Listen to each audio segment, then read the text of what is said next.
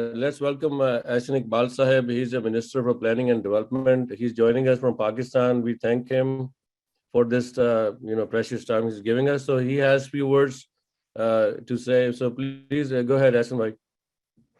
جی السلام علیکم جی آپ سب کو بسم اللہ الرحمن الرحیم.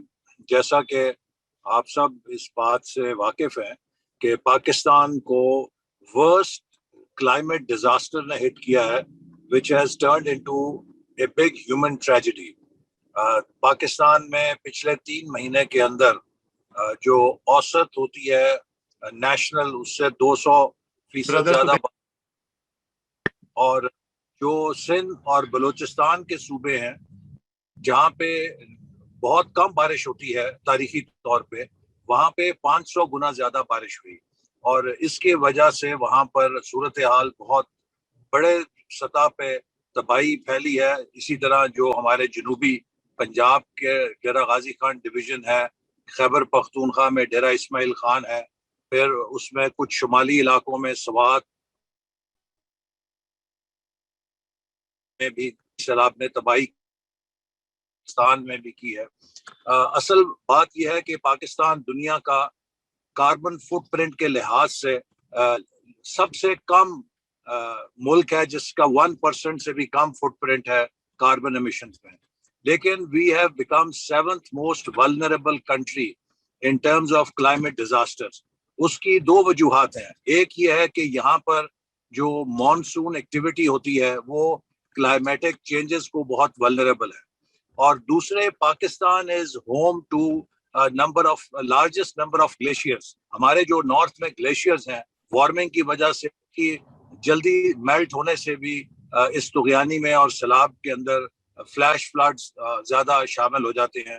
پھر ہمارے جو بہت زیادہ ایکسٹریم بارشیں کچھ خشک علاقوں میں ہوتی ہیں ان سے ہل ٹورنٹس جنریٹ ہوتے ہیں جو بہت تباہی پھیلاتے ہیں.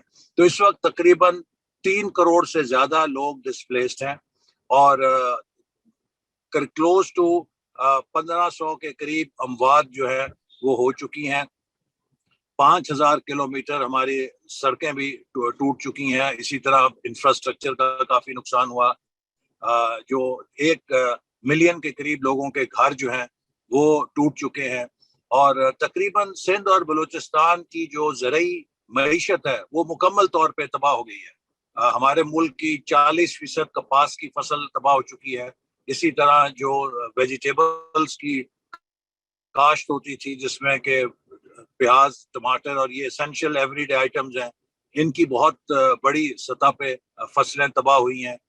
اور اس کے نتیجے میں ایک ریئل فوڈ سیکیورٹی چیلنج جو ہے وہ سامنے ہمارے نظر آ رہا ہے، چونکہ یہ غریب لوگ جو متاثر ہوئے ہیں دیہی معیشت میں یہ پورے سال کے لیے اپنے گرین یا جو گندم ہے اس کو سٹور کرتے ہیں، جو ان کا سیفٹی سٹاک ہوتا ہے، جو ایک سیفٹی نیٹ ہوتا ہے، اور ساتھ ہی ساتھ یہ اگلے سال کے لیے اپنی کاشتکاری کے لیے بیج بھی سٹور کرتے ہیں. تو یہ سب چیزیں پانی میں بہہ گئی ہیں. اسی طرح ان کا جو لائف سٹاک ہے خاص طور پہ بلوچستان کے اندر ان کا معیشت میں ان کے جو لائف تو ان کی کیٹل، ان کی لائف سٹاک بہت بڑے پیمانے پہ تباہ ہوا ہے، جس سے کہ ان کے لائیولی ہوڈز ختم ہو گئے ہیں. اور اب یہ ہے کہ جو بارش کا پانی اور سیلاب کا ریلا آہستہ آہستہ نیچے اترے گا. ابھی تو سلس کا کرائسس بھی آئے گا، کیونکہ پھر واٹر بورن جو ڈیزیزز ہیں، کالرا ہے، اس میں ملیریا ہے، اس میں ڈینگی کا خطرہ ہے، اس میں ہیپیٹائٹس کا خطرہ ہوتا ہے. یہ ساری چیزوں کے لیے بھی ہمیں ایک بہت ایمرجنسی کے ساتھ ہم کوشش کر رہے ہیں کہ ہیلتھ کور کو وہاں پہ ایکسٹینڈ کریں. لیکن میں پھر یہ کہوں گا کہ یہ جو سکیل ہے یہ سکیل انپریسیڈنٹڈ ہے. اور اس کی مثال آپ یہ دیکھیے کہ جب کیٹرینا نے نیو اورلینز کو ہٹ کیا تھا تو امریکہ جیسی جو ڈیولپڈ اکانومی ہے وہ بھی بے بس ہو گئی تھی، اور انہیں بھی کچھ وقت لگا تھا ریکوپ کرتے ہوئے اتنے بڑے پیمانے پر تباہی تھی. جاپان میں بھی جب سونامی نے ہٹ کیا تو جاپان جیسا ترقی یافتہ ملک بھی بے بس ہو گیا، اس کا سارا انتظامی ڈھانچہ فلوج ہو گیا تھا، اور پھر انہیں بھی وقت لگا. تو پاکستان میں تو اس کے مقابلے میں بہت بڑی زیادہ سکیل پہ تباہی ہوئی ہے، لیکن ہم الحمدللہ کوشش کر رہے ہیں، اور فیڈرل گورنمنٹ جو ہے وہ پروونسز کو پورا سپورٹ کر رہی ہے. اور میرا خیال ہے کہ یہ ایک بڑی ہماری کامیابی ہے کہ پچھلے 15 दिनों के अंदर हमने जो रोड कनेक्टिविटी, हमारी वाइटल कम्युनिकेशन लिंक्स जो टूटे, उनमें से तकरीबन हमने 85% बहाल कर दिए हैं। इसी तरह जो इलेक्ट्रिक ग्रिड्स और फीडर्स मुतासिर हुए थे वो भी 80% रिस्टोर हो चुके हैं, और जो अब रह गए हैं ये सिर्फ वही हैं कि जो बहुत ज्यादा वाटर में सबमर्ज हैं, वहां पे पानी बहुत ज्यादा है और इसकी वजह से उन्हें रिस्टोर करना बलूचिस्तान के इलाके हैं जैसे। तो मैं सिर्फ ये कहना चाहूंगा कि ये एक ऐसा लम्हा है, क्योंकि जो क्राइसिस होती है हम जानते हैं कि अपने फैमिलीज में भी जानते हैं कि जब कभी कोई गम का मौका होता है तो सारी फैमिली इकट्ठी हो जाती है। हम अपने नेबरहुड्स में भी देखते हैं कि जब कोई गम होता है पूरी कम्युनिटी इकट्ठी हो जाती है।